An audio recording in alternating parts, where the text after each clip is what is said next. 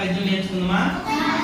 పొరుల కొరకు నదులు ప్రవహించు, గోవులు పాలనేచ్చు, చెట్లు పూలు పూచు, పరహితము కంటే పరమార్థమున్నదా, లలిత సుగుణజాల తెలుగు బాల.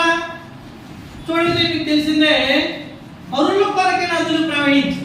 నదిలో ఇతరులకి తాగునీరుకి, సాగునీటికి, వ్యవసాయానికి అనేక ఉపయోగాల కోసమే నది పారుతుంది. అంతేగాని ఆ నది నీరాలో అది తాగి. అలాగే గోవులు పాలనిచ్చి, గోవు ఆవును పాలిస్తుంటే ఆ పాలు అందరూ తాగుతుంది.